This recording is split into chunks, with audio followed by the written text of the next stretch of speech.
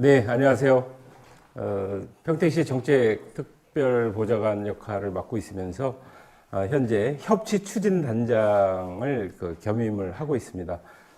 오늘 제가 말씀드릴 그 내용은 SDG 목표 체계와 지역 협치가 어떤 관계를 가지고 있고 또 왜 또 해야 되는지 다소 지금 제가 준비한 자료 화면이 좀 많습니다. 그래서 한 화면당 30초 이내에 그 설명을 짧게 진행해 드려야지만 마칠 수 있을 것 같은데 아마 그 지금 자료 화면이 지금 띄어지게 되면 또 이 나중에 이 제 파워포인트 자료를 여기 수강생 여러분들께 공유해 드리면 나중에 더 참조해 주시면 될 것 같습니다.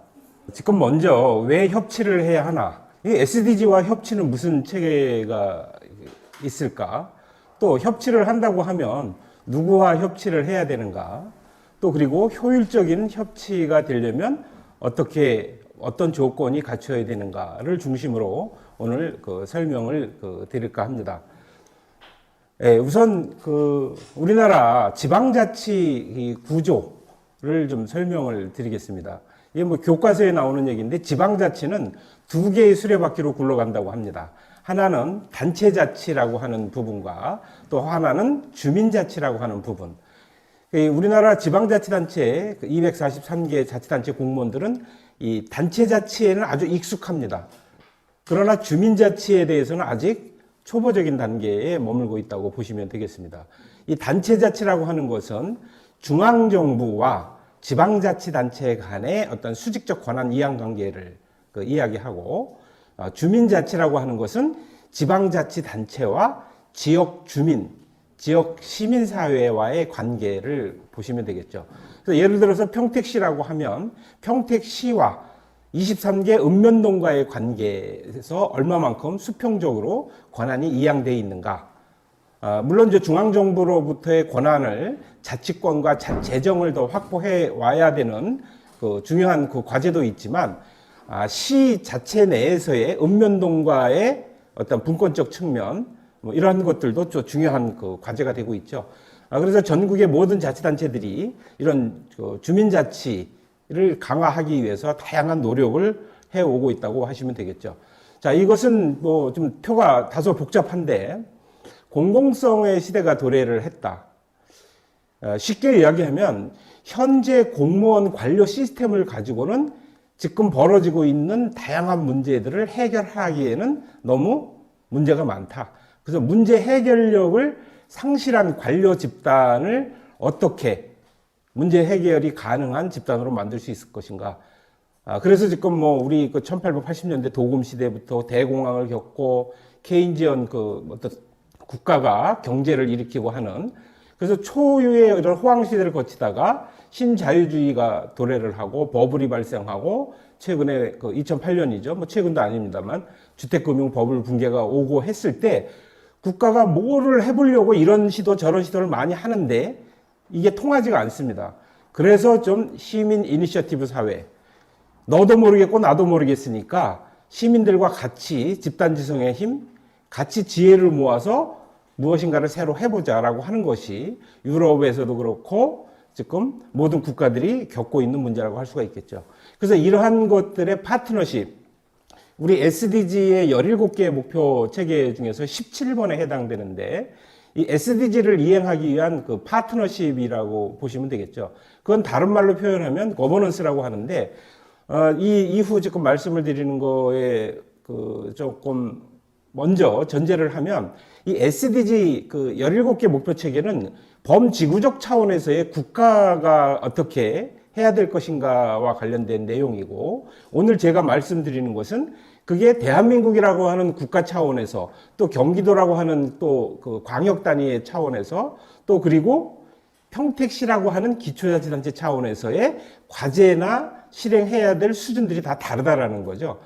그래서 우리가 이제 SDG와 지역 협치를 뗄래야 뗄 수 없는 그런 관계라고 하는 걸 말씀을 먼저 드리고, 그래서 이 공공성의 시대가 도래한다라고 하는 따라서 시민 참여가 필요한 것이고 그러한 것들을 일하는 방식을 그 협치적 관점, 거버넌스 관점으로 해 가야 되는데 앞에서 말씀드렸던 것처럼 대부분의 지방자치단체 공무원들은 단체자치, 중앙정부가 규정을 만들고 지침을 만들어 준 거대로만 이행을 하면 감사에도 안 걸리고 별 문제가 없기 때문에 거기에는 아주 익숙한 거죠.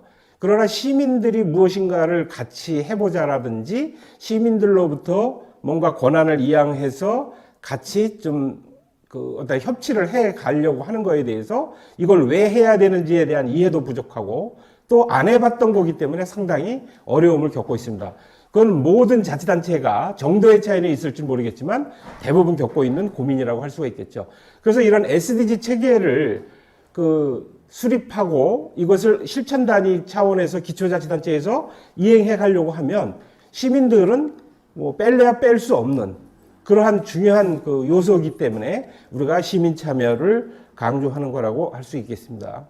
네, 그래서 앞에 제가 말씀드렸던 것이 경제 성장은 이제 저하되고 지금 코로나 이후 뭐 더 극심한 충격이 왔고 도시 쇠퇴 현상은 심화되고 이러다 보니까 세수는 하락되고 사회 문제는 복잡해지고 정부 문제 해결력은 약화되고 또 정부에 대한 신뢰도가 국가에 따라서 뭐 차이도 있겠지만 점점 하락돼 가고 있는 상황.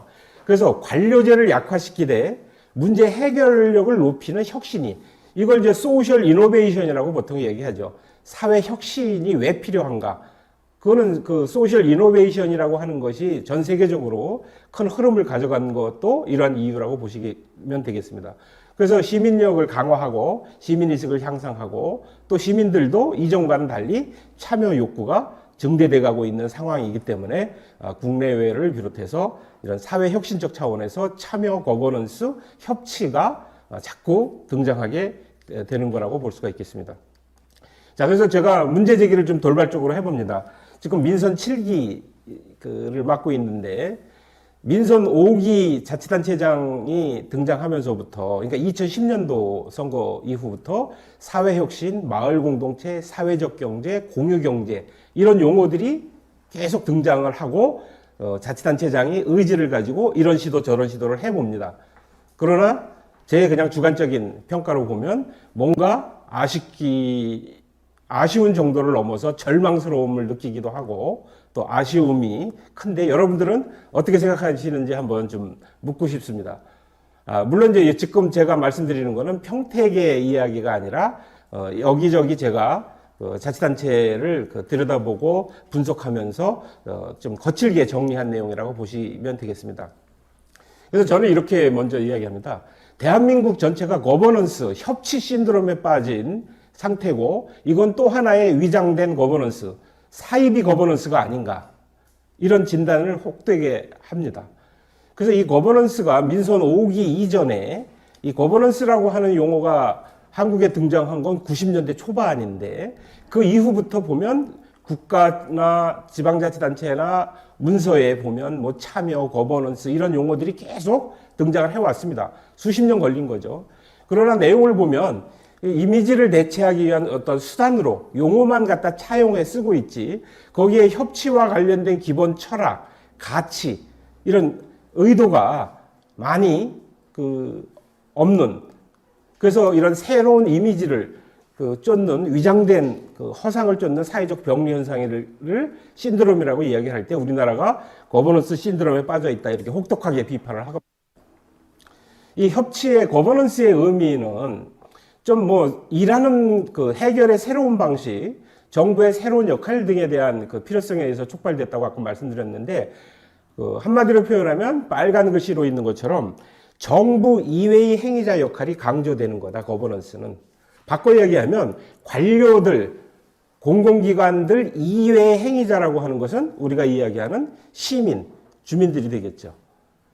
그런데 결국은 이러한 부분들이 국가가 모든 것을 잘 해결하면 되겠지만 이 문제 해결력을 잃었기 때문에 이런 문제가 발생한다고 말씀드렸고 한번 좀 이렇게 우리가 매트릭스를 그려본다고 하면 X축과 관련돼서는 이제 행정의 수준, 거버널러티라고 이렇게 이야기하는데 낮은 수준과 높은 수준.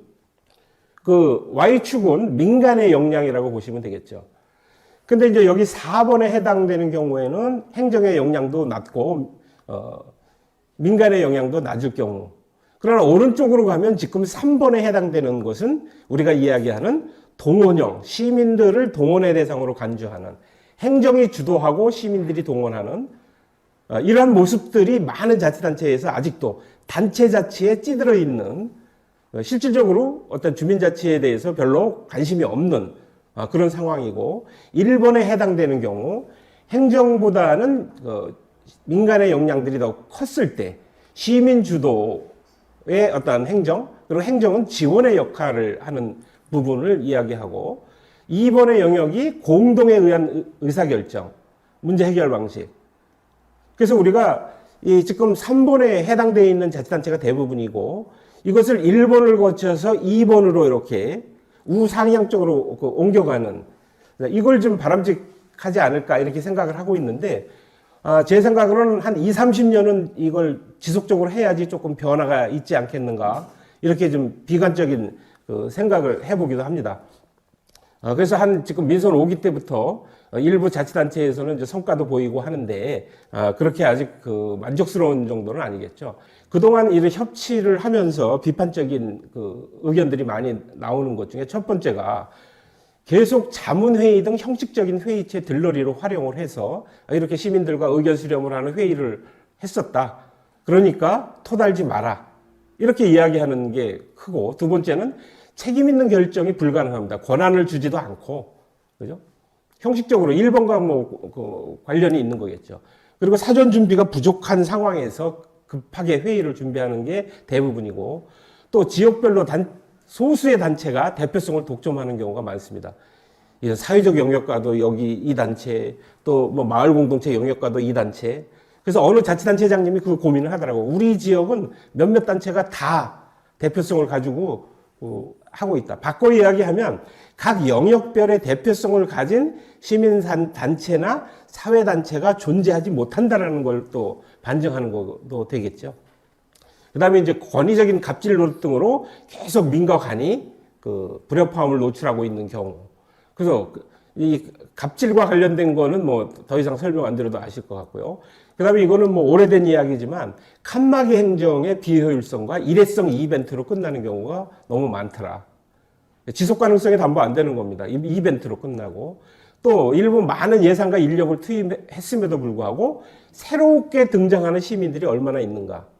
맨날 그 사람들이 계속 겹치기 출연만 하고 있는 것도 문제가 아닌가, 이렇게 이야기를 하고요. 네, 다음은 또 민간 부분에서 이렇게 봤을 때는 너무 값싼 비용으로 헐값에 시민사회를 이용하는 건 아닌가. 또 시민사회도 디테일이 부족한 점이 많이 보입니다. 행정적, 재정적 어떤 그런 회계 처리의 역량이 부족한 부분, 또 잘못된 관행의 가치, 그리고 또 민민 칸막이도 또 심한 상황이라고 할 수가 있겠죠. 그리고 또 진영 논리에 몰입한 정치 과잉 현상이 나타나는 자치단체도 있습니다. 그래서 전반적으로 분절적이고 이례적인 행사에 불과하고, 공무원도 그렇고 시민사회 진영도 그렇고 피로감에 찌들어 있는. 그래서 이제 11번에 좀 지속 가능하고 통합적이면서 전략적인 거버넌스 이행 목표와 실행 추진 체계를 갖추고 있는 자치단체를 찾게 됩니다. 이러한 것은 지금 이제 평택도 많은 또 준비를 하고 있지만, 결국은 통합적이고 전략적이고 이행 목표를 수립하고 그것을 추진하는 추진 체계가 갖춰지지 않고서는 공무원들을 움직이고 공직사회를 변화시키는 건 너무 어려움이 크기 때문에 이 11번을 좀 주요 과제로 하고 있고, 오늘 제가 말씀드리고자 하는 이런 이행 목표와 실행 추진 체계가 지속 가능 발전 목표 수립 하는 평택시 입장에서 중요한 요소라고 말씀드리겠습니다. 자, 이 자료는 서울시 공무원들과 워크숍을 하면서 서울시가 그동안 해왔던 그 협치와 관련돼서 겪고 있는 고민 지점입니다. 민과 관의 공감 능력과 전문성이 부족하다. 이건 공무원들이 이렇게 요청합니다. 민간 측이 요청하는 것이 규정과 지침을 넘어서는 무리한 요구를 민간 쪽에서 해와서 우리 공무원들은 어떻게 할 바를 모르겠다. 시민들은 말만 하고 공무원이 실천하기를 바란다. 쉽게 얘기하면 결정은 시민이 하고 책임과 이 뒤치다거리는 다 공무원이 하는 아주 불편한 관계다. 이렇게 이야기할 수가 있겠죠. 또 행정의 단기적 성과로는 시민들이 만족을 하지 못한다. 너무 기대치가 크다라고 하는, 또 현실성이 떨어지는 민간 분야와의 그 협치, 너무 이상적이지 않느냐, 너무 급하게 가지 않느냐, 이거는 뭐 정도의 그 차이는 있을 거라고 봅니다. 그래서 또 여섯 번째로 보면 의견 차이를 좁혀가는 조율하는 것이 너무 어렵고 민과 간의 입장이 너무 다르다. 어떻게 보면 수십 년 동안 단체 자치에 찌들어 있던 상황에서는 당연한 거고, 이 수십 년 동안 해왔던 것을 바꿔가는 것이 1, 2년을 했다고 해서 바뀔 수 없는 거라고 볼 수도 있겠죠. 또 일곱 번째, 시민단체와의 소통이 너무 힘들다. 여덟 번째로는 민간의 권한은 커졌지만 책임은 공무원이 진다. 앞에서 말씀드렸고요. 비전문 민간 분야의 갑질 등등. 그래서 공무원이 너무 피곤하다. 비교적 민선 5기 때부터 서울시가 그 정책에 실패해도 협치해서 실패하면 안 된다라고 하는 그 시장님이 이야기할 정도로 협치를 강조해 오면서 하다 보니까 이 공무원들이 그 이야기하는 그런 내용들을 간접적으로 좀 말씀을 드려봤습니다.